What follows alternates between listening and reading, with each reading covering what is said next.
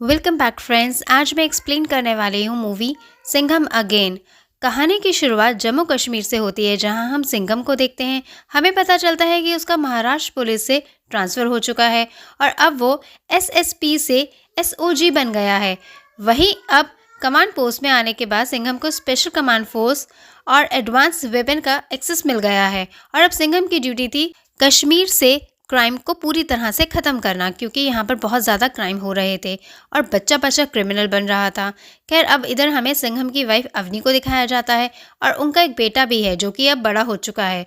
अब एक दिन सिंघम जम्मू कश्मीर में पेट्रोलिंग कर रहा होता है, तब उसके ऊपर कुछ गुंडे हमला कर देते हैं, लेकिन वे किसी तरह से बच जाता है और उनमें से एक बाइक वाले आदमी का पीछा करके सिंघम उसे पकड़ लेता है, जो कि कोई और नहीं बल्कि उमर हाफिज नाम का आदमी था।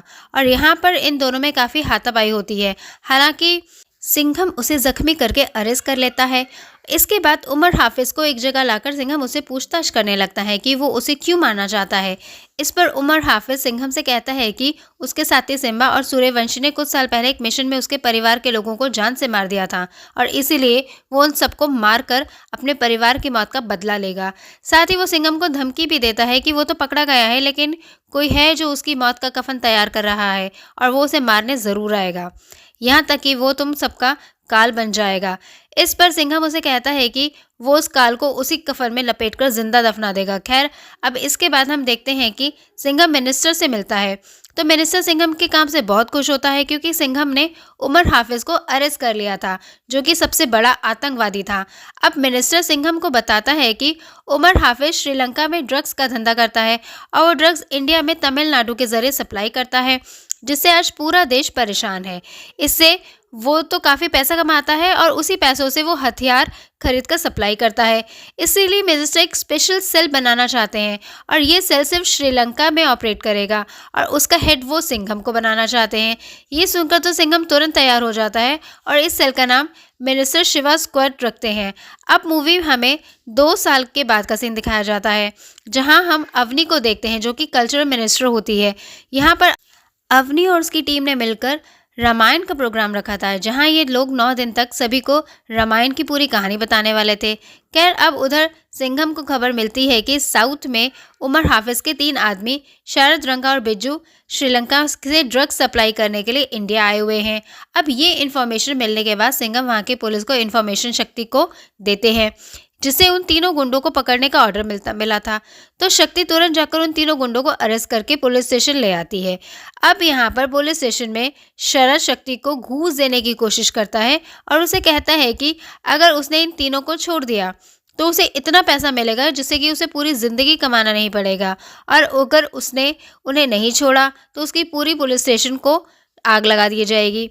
तब शक्ति उसकी बात का मजाक बनाती है और फिर उन्हें जेल में डाल देती है। इधर हम इन तीनों के बॉस, जिसका नाम जुबेर हाफिज था, जो कि उमर हाफिज का पोता था, उसे देखते हैं। जुबेर हाफिज अभी भी श्रीलंका से ड्रग सप्लाई करता था। तब जुबेर रात को अपने आदमियों के साथ पुलिस स्टेशन पहुंच जाता है और वहां मौजूद सारे पुलिस वालों को मारकर अपने तीनों आदमियों को ले जाता है और पुलिस स्टेशन में आग लगा देता है। फिर जब ये बात पुलिस ऑफिसर शक्ति को पता चलती है तो वो इसका सारा जिम्मेदार खुद को ही मानती है, क्योंकि वो पूरी रात थाने में नहीं थी, जिसकी वजह से उसके 16 ऑफिसर की जान चली गई। अब इसी बीच वहाँ पर सिंघम आता है और वो शक्ति से कहता है कि वो इन सब का कसूरवार खुद को ना माने, इसमें उसकी कोई गलती नहीं है। और अब सिंघम को इस बात का एहसास हो जाता है कि उमर हाफिज का पोता जुबेर हाफिज बहुत ही खतरनाक क्रिमिनल है, जो अपने काम के लिए किसी की भी जान ले सकता है। खैर, अब इसके बाद हम इधर देखते हैं कि अवनी के रामलीला प्रोग्राम में कोई प्रॉब्लम आ जाती है। दरअसल रामलीला में दिखाने के लिए रामेश्वरम की जो फुटेज रिकॉर्ड की गई थी वो किसी ने डिलीट कर दी और अब अवनी के पास कोई और दूसरा रास्ता नहीं था रामेश्वरम जाकर उसे फिर से उसको रिकॉर्ड करना था। इसीलिए अवनी डिसाइड करती है कि वो खुद जाकर वीडियो रिकॉर्ड करके आएगी, क्योंकि टीम के बाकी मेंबर्स प्रोग्राम में बिजी थे। और यही बात अवनी सिंघम को बताती है। तब सिंघम पहले तो मना करता है, क्योंकि इस समय खतरा बहुत ज़्यादा था, लेकिन अवनी के ना मानने पर सिंघम अपने ऑफिसर दया को भी अवनी के साथ भेजता है, जिसके बाद अवनी के साथ दया भी अपनी टीम लेकर रामेश्वरम आ जाता है। अब यहाँ पर अपनी वीडियो रिकॉर्ड करती है और अब शाम को अवनी एक घाट के किनारे बैठी होती है। तभी दया को किसी काम से कहीं जाना पड़ता है, लेकिन जाने से पहले दया अवनी की सिक्योरिटी के लिए अपने एक ऑफिसर को वहां पर छोड़कर चला जाता है। अब दया के जाने के बाद अवनी उस पुलिस वाले को एक कप चाय लाने को कहती है, जिसके लिए वो पुलिस वाला भी चाय लेने चला जाता है। और अब यहाँ पर अवनी बिल्कुल अकेली थी। तभी हम देखते हैं कि जुबेर वहाँ आ जाता है, जो अब तक इसी मौके की तलाश में था। तब अवनी तो जुबेर को नहीं जानती थी कि वो कितना खतरनाक आदमी है, इसलिए वो जुबेर से बातें करने लगती है। लेकिन यहाँ पर जुबेर की बातों से जल्दी ही अवनी को पता चल जाता है कि ये आदमी सही नहीं है, इसलिए अवनी वहाँ से जाने लगती है। पर जुबेर तो अवनी का हाथ पकड़ लेता है और जुबेर यहाँ पर अपने बाकी साथी भी लाया था, तभी वो अवनी को किडनैप करके वहाँ से ले जाने लगता है, ठीक वैसे जैसे रामायण में रावण ने सीता जी का हरण किया था। इधर हम देखते हैं कि जब दया अपने ऑफिसर के साथ उस जगह पहुंचता है तो वहां पर कोई भी नहीं होता, जिससे दया समझ जाता है कि अवनी की जान को खतरा है। इसीलिए वो तुरंत अपनी टीम लेकर वहां से अवनी को ढूंढने निकल जाता है। खैर, अब इधर जुबेर अपने आदमियों के साथ अवनी को लेकर जा रहा होता है, लेकिन तभी दया अपनी टीम के साथ जुबेर को रास्ते में ही रोक लेता है। और अब यहाँ पर दया और जुबेर के आदमियों के बीच काफ़ी खतरनाक लड़ाई होती है। इसी बीच अवनी कार से निकलकर जंगल की तरफ भागती है। फिर वहां पर दया भी जब जुबेर के आदमियों को मार रहा होता है कि तभी जुबेर दया के पेट में चाकू मारकर उसे घायल कर देता है, जिसके बाद जुबेर के आदमी अवनी को पकड़ने के लिए जंगल की तरफ जाते हैं। तभी यहाँ पर अवनी को बचाने के लिए पुलिस ऑफिसर सत्या आ जाता है और जुबेर के सारे आदमियों को मार देता है। इसके बाद सत्या अवनी को सेफली अपने घर ले जाता है, लेकिन यहाँ पर भी जुबेर अपने आदमियों के साथ पहुंच जाता है। तब यहाँ पर सत्या जुबेर और उसके आदमियों को रोकने की काफ़ी कोशिश करता है, लेकिन जुबेर के आदमी उस पर एक साथ हमला कर देते हैं, जिसका फ़ायदा उठाकर जुबेर अवनी को शिप के ज़रिए अपने साथ श्रीलंका ले जाता है। इधर सत्या जुबेर के आदमियों के साथ अभी लड़ ही रहा होता है कि तभी वहाँ पर सिंघम आ जाता है और सत्या और सिंघम मिलकर जुबेर के सारे आदमियों को मार डालते हैं। खैर, अब अगले दिन जुबेर सिंघम को कॉल करता है और कहता है कि अगर उसे अवनी सही सलामत चाहिए तो वो उसके दादा उमर हाफिज को सही सलामत श्रीलंका भिजवा दे। ये सुनकर सिंघम जुबेर की शर्त तुरंत मान जाता है, क्योंकि वो अवनी को खोना नहीं चाहता था। लेकिन वो जुबेर से कहता है कि उमर हाफिज को श्रीलंका भेजने से पहले वो देखना चाहता है कि अवनी सही सलामत है भी या नहीं, और इसके लिए वो कुछ पहले श्रीलंका चेकिंग के लिए आएगा।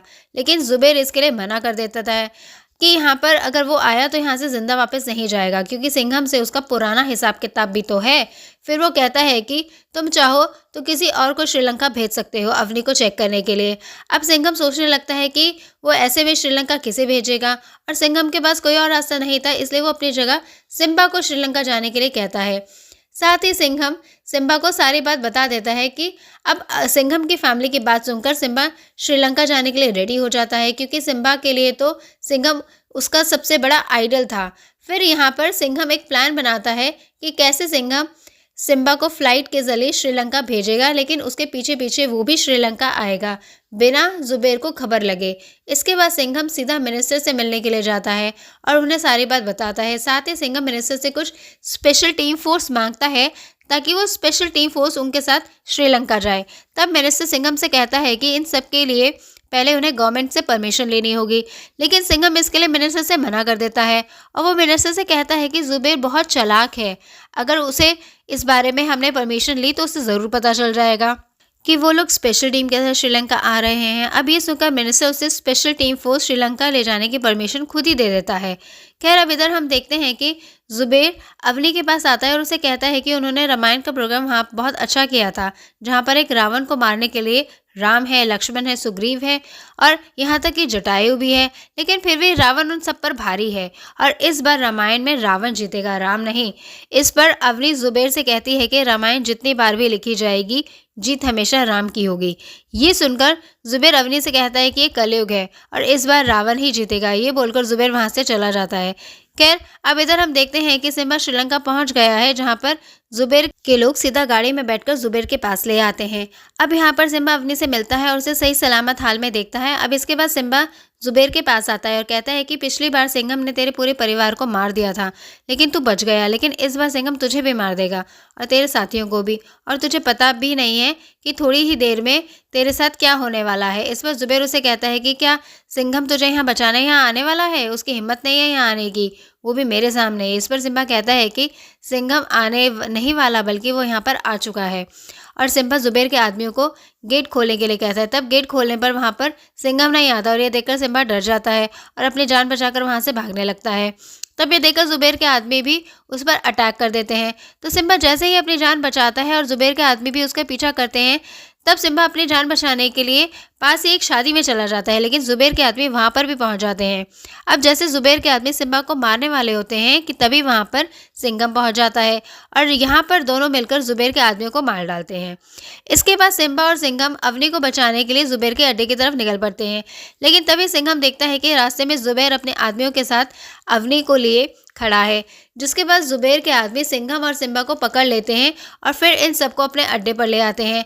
फिर अगली सुबह हम देखते हैं कि शक्ति ज़ुबैर के अड्डे में पहुंच जाती है और वहां पर एक बॉम्ब ब्लास्ट करती है। साथ ही यहाँ पर सूर्यवंशी भी काफ़ी तूफानी एंट्री लेता है और यहाँ पर लड़ाई शुरू हो जाती है।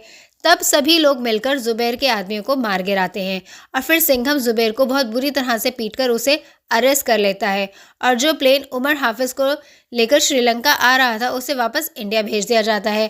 खैर अब इसके बाद सभी लोग इंडिया आ जाते हैं और अब यहाँ पर सिंघम अपने पुलिस स्टेशन में बैठा हुआ होता है कि तभी वहाँ पर चुलबुल पांडे आता है सिंघम से मिलने के लिए।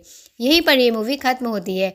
दोस्तों, आपको ये मूवी कैसी लगी हमें कमेंट सेक्शन में कमेंट करके ज़रूर बताइएगा और अगर आपको मेरा एक्सप्लेनेशन अच्छा लगा तो मेरे चैनल को सब्सक्राइब कीजिए और वीडियो को लाइक कीजिए।